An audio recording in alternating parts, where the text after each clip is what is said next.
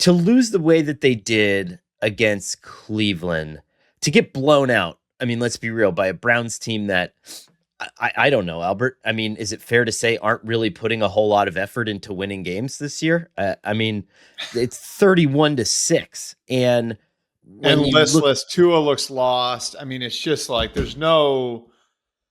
I said this before the year, and I really felt this way, and I still feel this way. It's like I don't know. It's easy to put this all at the feet of Mike, right? I think that they are like beginning a rebuild now, and I just look at their roster, and I mean, outside of like maybe a Chop Robinson or a Jalen Waddle, like who's going to be there in 2 or 3 years? You know what I mean? yeah, Like it's just that to me is like the way you can look at. That's the way you can look at this. Look at the roster and look at the state of the team and project it forward. And to be in this position that they're in, which is what 1-6. I don't know. This is one of those, like, it's a gut check game, right? It's whatever, 50-mile-an-hour winds, raining sideways in Cleveland. it was supposed to be 50-mile-an-hour winds, and we didn't get any of them. I was pissed off. They were billing it all week like the Weather Channel, and then we were sort of looking forward to that. Yeah, but I think it was like one of those gut check, like, all right, like let's see how bad you really want this, right? Like it's probably going to be a dead environment there. The city you're going into is, sort of given up on this year's team. So like, where are you at? And, I think for both teams, it was sort of that going in, right? And Cleveland, I think, put together the sort of performance where it's like, okay, like we have, I tweeted this yesterday, they're a leading passer, rusher, receiver, and tackler. We're all rookies. Yeah. Like there's some like reason now where you look at it and you're like, you look at Cleveland and you're like, okay, like there's something to build on here. What I worry about with Miami, you want me to take people through like the history of this really quick, like how this all got here? Yeah, let's do that. Okay. So, I think this first couple of years when they built so aggressively around Tua, as Tua was still on his rookie deal, to try to see whether or not Tua was worth giving a second contract to, I think they brought in guys who had been an issue in other places at times. Tyreek Hill, Jalen Ramsey. And I think in building the team that way, one thing Mike was good at was managing the stars, but he also became pretty permissive of the stars. Like the stars, I know some people in that locker room felt like we're playing by a different set of rules than the rest of the team. Mm-hmm. Then at the end of 23, you had Vic Fangio there. And, my understanding is like half the defense had tuned him out. Like you had Jalen Ramsey and Xavier Howard and some of those guys in the back end that were just sort of freelancing and doing their own thing. And so Fangio basically like forces his way out, right? Like I'm out of here. And, like then you try to go and run it back last year with, a similar group. And I think that's where Mike started to lose the team a little bit in that you can have that sort of star driven, setup if you're winning. Right. If you're not winning, like guys are going to look around and say, well, wait a minute, this guy's getting away with this and this guy's doing that. And what the hell is going on here? And so going into this season, they trade Jalen Ramsey. They try to lean in on bringing in guys who'd be good culture guys, and like trying to get the team in a place where, at the very least, you've got a good environment to build going forward with Tua. And my question now becomes, was it already too far gone to reel back in? You know what I mean? And I don't know, because it doesn't seem to me like you have the team responding the same way. And I think it's sort of a price they're paying now for building the way that they did and taking some of the characteristics that they did and then hanging on to some of those guys for as long as they did. Choosing work boots used to mean sacrificing comfort or durability. If they felt good, they didn't last. And if they lasted, they wrecked your feet.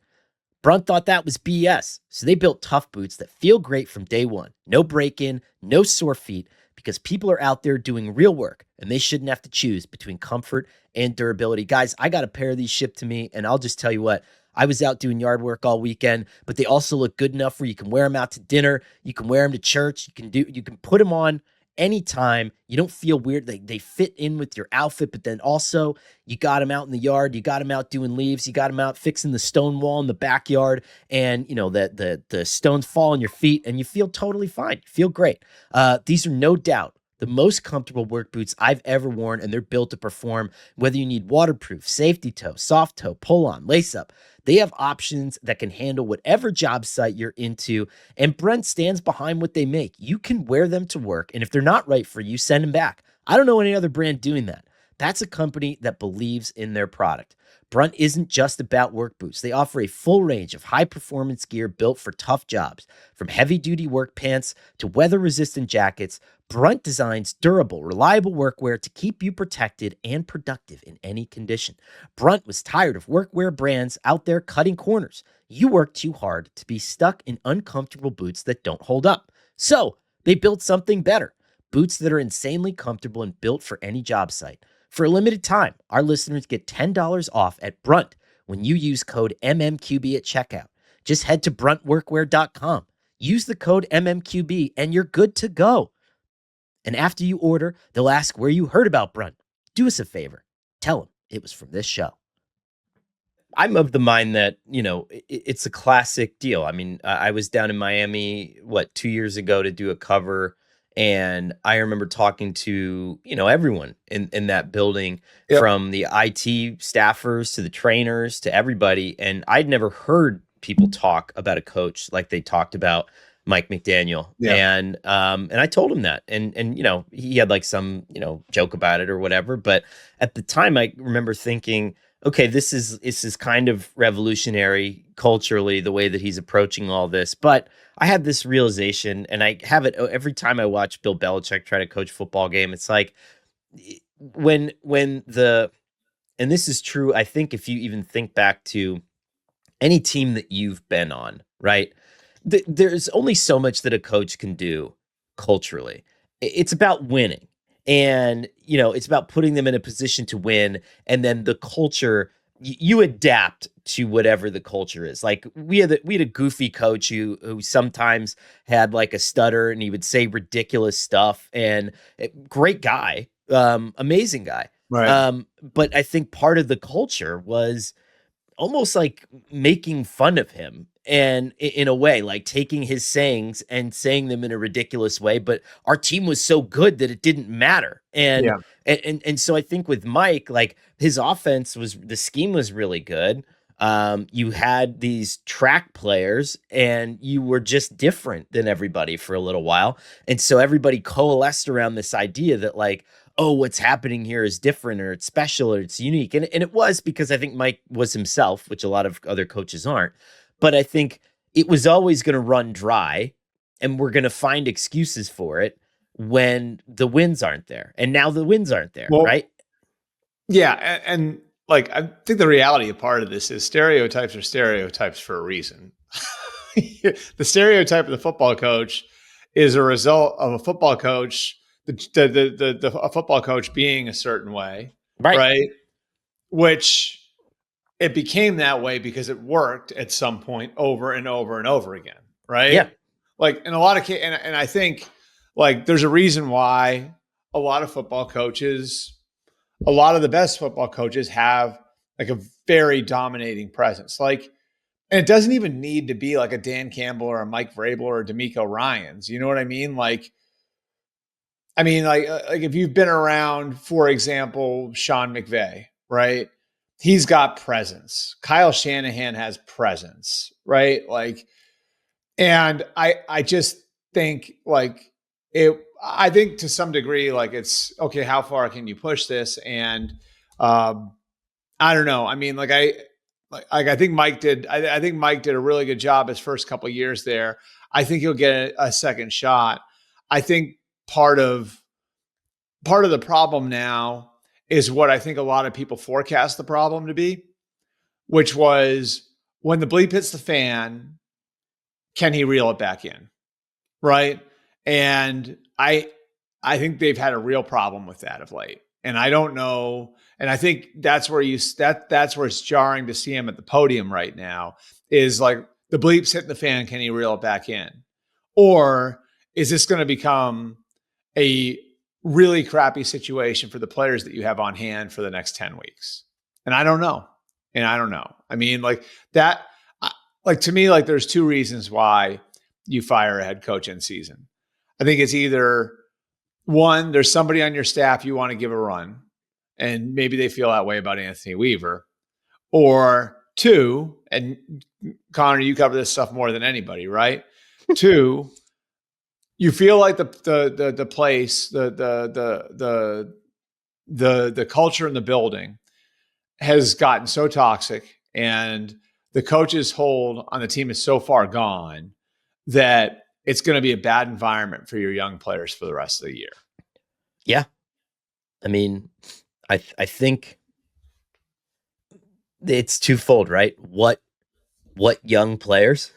You know what I mean? Like, I mean, that's true. And like, that's true. And even, you know, it's not like the young ones that they have are knocking it out of the park right now either. Right. You know what I mean? And so to me, you know, if I'm Stephen Ross, it's almost like I'm going to let you guys stew in it. I gave you the cool uncle head coach, and then you went and threw a party while he went out of town, and you got shit all over my couch, you know. Yeah. And I think that I came back, and there were 25 cars in the driveway. Yeah, like what's going on here, you know?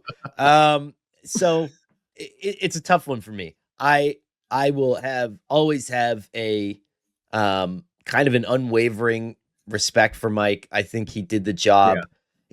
Because again, I get what you're saying about a coach having presence, but I feel like so few of them actually have it. And then there's some people who are really good at faking it. And then there's a lot of people who are really bad at faking it. And then Mike was just like, I'm going to come in and be Mike, you know? Right. And I do think that there was something to be said for that. And I respect that. It's just like, being yourself, there's two different parts to that, right? Being yourself when everything's going well is one thing. Being yourself, and does that still work when things are going poorly, is something else. I actually think Nick Sirianni deserves a lot of credit for this, because he's reeled things in a bunch of times in Philly, you know? Yeah. And like to me, like one thing he doesn't get anywhere near enough credit for is managing the egos and the personalities, that building the team the way the Eagles build that team, and where you're just stacking talent on talent, like there's a cost to that, you know, which is there's going to be a lot of egos, there's going to be a lot of mouths to feed, and you're going to have to manage those personalities and find a way to bring them all together and be on the same page and play as a team. And I think that's the piece of Nick Sirianni that everyone misses, you know, and you know, that means not just doing it in April when everyone's undefeated and excited to get going. It means doing it in October when you've lost a couple of games in a row and the team is jet lagged because the NFL has sent them all over like 6 time zones. You know, we can get to the Broncos here. And they don't want to come to work, you know? And so, you know, I'll be interested to see if Stephen Ross and Tom Garfinkel and those guys in Miami give Mike a chance to dig himself out of this hole, because it seems like it's a very deep hole right now. We'll see. And like we maybe said, by the time you listen to this, it'll be a moot point. We'll see. I would hope they give Mike at least a chance to dig himself out of this. You know, I know they probably want to get a look at Anthony Weaver. Anthony Weaver's enormously popular in that locker room. I do think the guys play for him, but you know, I would hope that they would give Mike at least a little bit of time to try to dig himself out of the mess he's created.